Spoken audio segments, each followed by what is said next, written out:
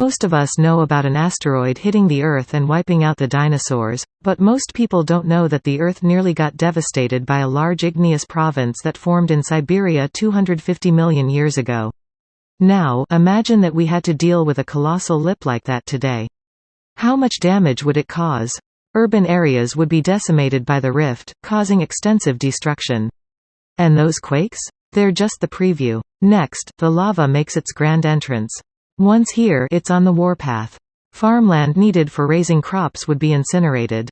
Bodies of water like lakes, streams and rivers would be vaporized if there was enough lava. And depending on how fast the lava flows, endangered species would be wiped out if they couldn't relocate in time. It would also devastate the economy. Schools, businesses and hospitals would be ravaged, along with infrastructure like highways, power-generating facilities, gas lines and water mains. And that beautiful new house you bought? It's covered in lava. Your new car? It's under lava. And what about you? Well, according to Oregon State University, lava moves on a flat slope, like Hawaii's Mount Kilauea, at a maximum of 10 km per hour, 6.2 miles per hour. The average speed people walk at is 5 km per hour, 3.1 miles per hour, and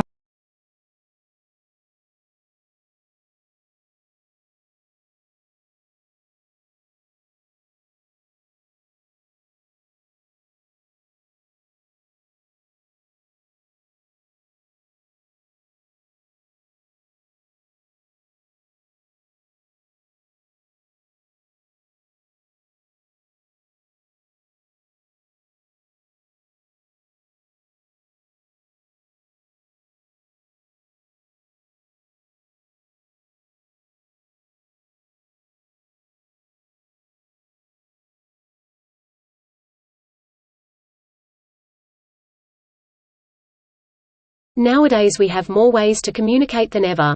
Apart from good old-fashioned vocal cords, emails are the most common form of communication with 74 trillion sent every single year. That's 202 billion per day, 2 million per second, and all of them somehow end up in your mailbox. Next to email, you have WhatsApp, with 36 trillion WhatsApp messages per year. Then you've got 14 trillion WeChat messages, 7 trillion texts, 200 billion tweets, 109 billion Zoom calls, about 5 Yahoo Messenger calls and somehow 17 million telegrams. Yes, you heard me right. The world still sends millions of telegrams every single year. There is a few questions like who, what, when, where, why, and how. 4 of those are pretty easy to answer. Telegrams, the world and now. But the remaining 2, who and why, are a little more complicated. To explain why such an old and outdated technology has managed to stick around while so many others like pages, dial-up modems in the iPhone 12 have all but disappeared.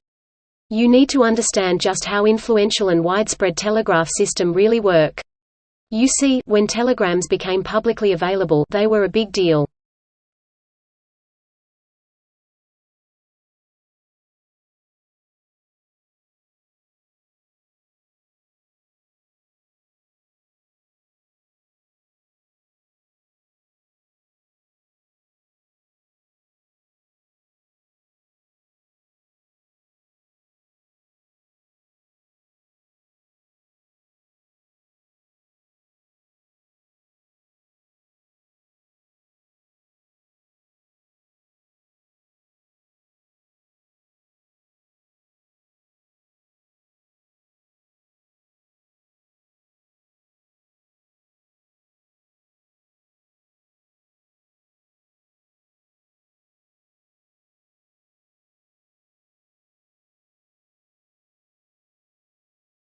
After many iterations working with experts, medical health professionals and the women themselves, I should say it was not an easy process at all, but we had a simple and beautiful design. For $1 more than what the existing product was offered for, at $3, we were able to deliver Janma, a clean birth kit in a purse. Janma, meaning birth, contained a blood-absorbing sheet for the woman to give birth on, a surgical scalpel, a cord clamp, a bar of soap, a pair of gloves and the first cloth to wipe the baby clean. All this came packaged in a beautiful purse that was given to the mother as a gift after all her hard work, that she carried home with pride as a symbol of prosperity. One woman reacted to this gift. She said, "Is this really mine? Can I keep it? The other one said, will you give me a different color when I have my next baby? Better yet, a woman expressed that this was the first purse that she had ever owned in her life. The kit, aside from its symbolism and its simplicity, is designed to follow globally recommended medical protocol and serves as a behavior change tool to follow steps one after the other. It can not only be used in homes, but also in institutional settings. To date, our kit has impacted over 600,000 mothers and babies around the world. It's a humbling experience to watch these numbers grow, and I cannot wait until we reach 100 million.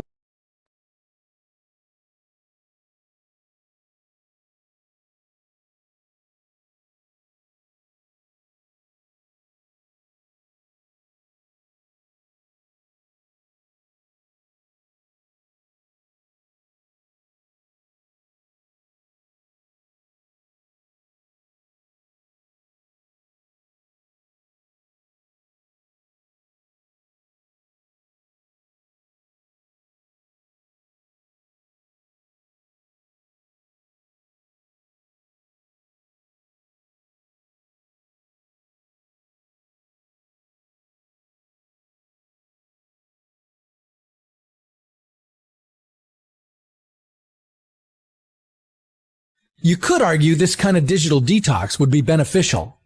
We'd take our eyes off our screens and strike up real-life conversations with each other. We'd discover that our smartphones can actually make phone calls.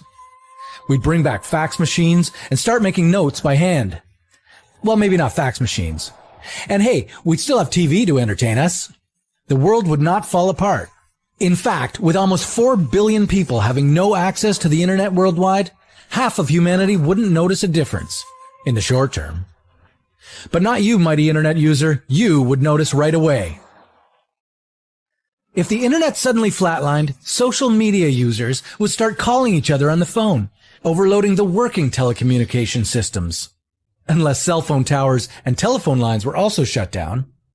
Then you'd go back to writing letters and sending them via post. Forget about wireless file transfers. With no Wi-Fi, you'd have to use a physical cable to connect two computers. Or a CD. Remember this? Now think about the economy. With financial data generally stored on a server, banking services largely depend on the internet. E-transfers would be impossible. Your credit card and debit card would become a useless piece of plastic.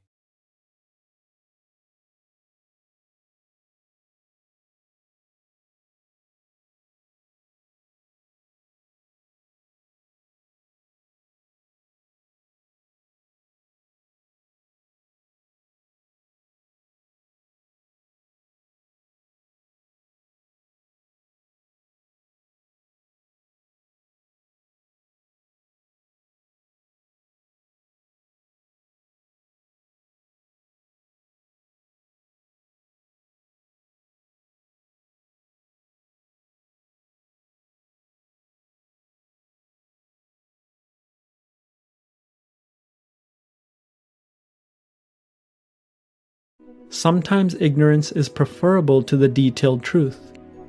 Maybe we only care about truth insofar as it empowers us. Knowing and thinking about all of the details of every orange tree would just be a psychological burden for the most of us. I'll take illusion over the reality. But I can't help but ask, is it possible that the mind is actually accessing a deeper kind of truth? Maybe the mind is separating the signal from the noise. But what constitutes signal versus noise? Our values. A farmer that values knowing all the details of an orange tree will view it differently than a regular person. Well, where do our values come from? Here's Nietzsche's view from beyond good and evil. Behind all logic and its seeming sovereignty of movement, there too stand valuations, or more clearly, physiological demands for the preservation of a certain type of life. For Nietzsche, our values come from our physiological demands. And what does our physiology demand? Power. It wants to survive and thrive. What does it mean to thrive?